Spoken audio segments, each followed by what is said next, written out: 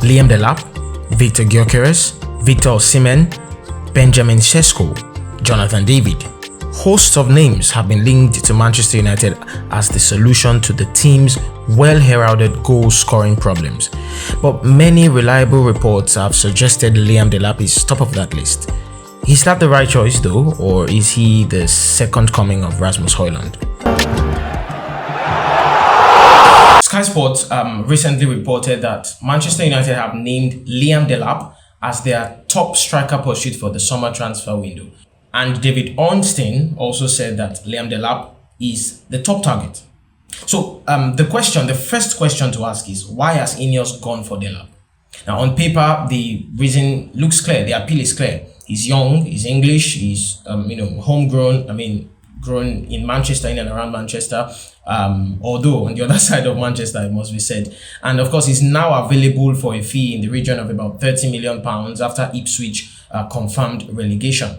Now, what are the key stats for Liam Delap? He has 33 Premier League appearances in 2024-2025 season, and he has 12 goals and 2 assists. It is important to note, however, that this 12-goal haul came at Ipswich Town, a side that battled relegation throughout the season, who, of course, are already relegated. And so his service lines and his chances created per game are kind of very low, it must be said. And that tells us that most of the chances he gets are chances he made himself, either through pressing high and winning the ball or, carrying the ball by himself. He's one of the best progressive carriers among strikers in Europe.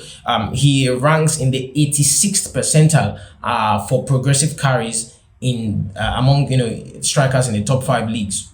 He has 2.19 progressive carries per 90, and he also ranks in the 91st percentile for successful take-ons, having 1.41 successful take-ons among top 5 European strikers per 90. That is, amazing, very, very brilliant stats. That tells us that most of the chances he gets, he creates them himself by, carrying the ball into the final third and, of course, taking on his defenders. Also, Jason Wilcox is quite familiar with him, having followed his progress closely when both of them were at Manchester City.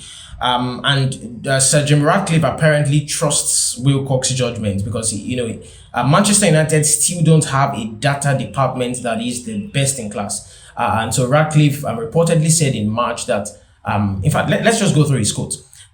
Sir Jim Ratcliffe said, talking about Jason Wilcox, he says, and I quote, "We still don't have data analysis at United. All we've got is Jason Wilcox's eyes. And Jason, for me, is the guy at the coalface. He ran the academy at Manchester City. Chicky Bergerstein, I know, thought Jason had the best eyes in the club. Jason knows what's working, what's not working, in terms of how Ruben is playing, his system, which players he's picking, which players we are going to buy in the future. And Jason's got views on all of those things. And when I listen to Jason speak, I get what he's saying." Ratcliffe apparently really trusts Jason Wilcox, and it's clear that Liam Delap's potential signing looks like a call that was championed by Jason Wilcox. And maybe the most important reason why Liam Delap is being touted as the main guy for Manchester United is that he's on the cheap. Like I mentioned, he's going to be coming at a cut price of about £30 million because of Ipswich's relegation. But what are the issues with the signing of Liam Delap? What could pose a problem if Liam Delap is to become the striker of Manchester United? Now, at Ipswich, Delap was often the focal point. He would receive the ball, like I said before, usually alone and without support. And, he would drive the ball high up the pitch because he has space to run into. Ipswich usually would, be the defending team. And then when they get the ball, they rank one of the lowest. I think they have about 40% average possession in the league, which means they hardly have possession. That means that they would usually have their striker isolated up front. So when he gets the ball, he's usually alone without support. And then what he does, and which is very brilliant, he drives the ball up the pitch when there's space to run into, and he makes something happen just one way by sheer tenacity, just finds a way to make something happen. And it has worked well for him. But now, if at Manchester United, he would have to face deep blocks, where he has to be intelligent in tight spaces and link up with the two number 10s in Ruben Amorim's system. And so far, he has not shown that he's capable of that. Now, the problem with this is the same issue that Rasmus Hojlund has. Manchester United struggle to break down a deep block. In fact, I mentioned in a video I made a couple of weeks ago that it's easy to play United. Score them first. You're lucky enough you score them first, and their defense is not the best. So when you score them first, you just lock up, and then you are almost certain that they wouldn't be able to score unless one individual player can just conjure up something, and then like Bruno Fernandes has done so often this season. But aside that, they do not have a striker who is adept in the tight spaces, who can with quick give and goes and link up play can create chances for others. Zirkzee is that player, but he doesn't have the finishing. If you could just have a Zirkzee that could finish his chances, then that would be the solution to United's problems. But currently, Zirkzee is not that player. Rasmus Hojlund is also not that player, and I do not think Liam Delap is that player. At least he hasn't shown that yet. Now, Delap is young. He has one top flight season in his resume, a respectable amount of goals, but he doesn't have the wide array of skills that is needed to lead the line for a club this size.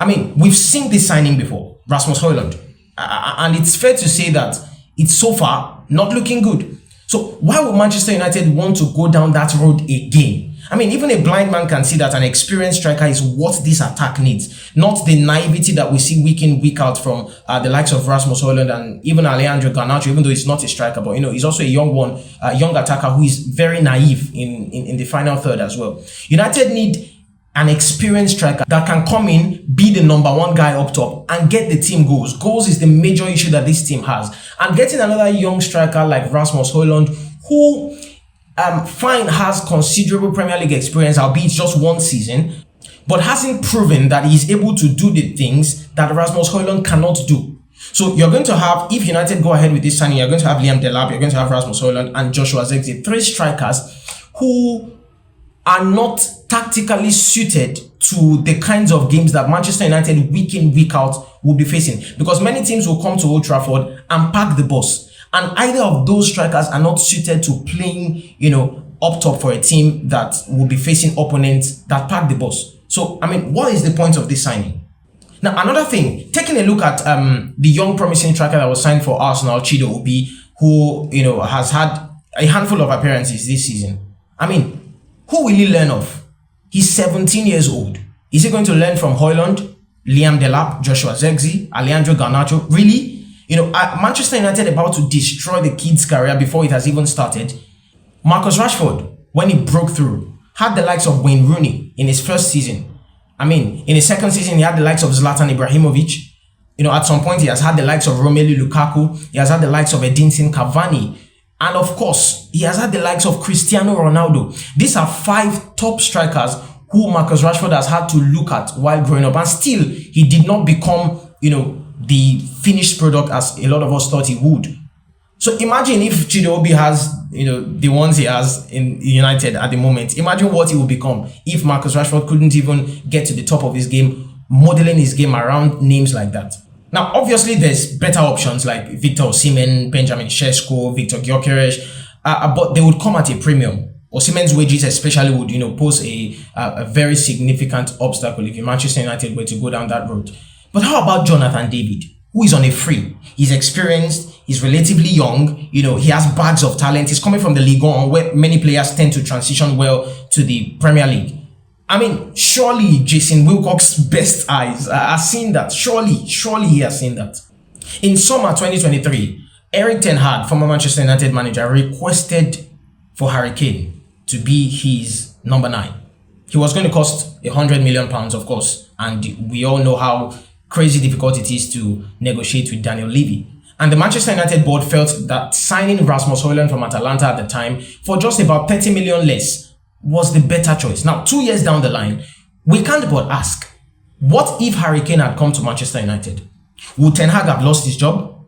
I mean, would they have to pay over £20 million in severance payment for him and his coaching staff, and then also for contract termination for Ruben Amorim at Sporting? I mean, if you ask me, United were being penny wise, pound foolish. And this is history repeating itself. Signing Delap over Osimhen or Gyokeres is exactly that. Penny wise, pound foolish. So, is Liam Delap a home run pick or is he a gamble?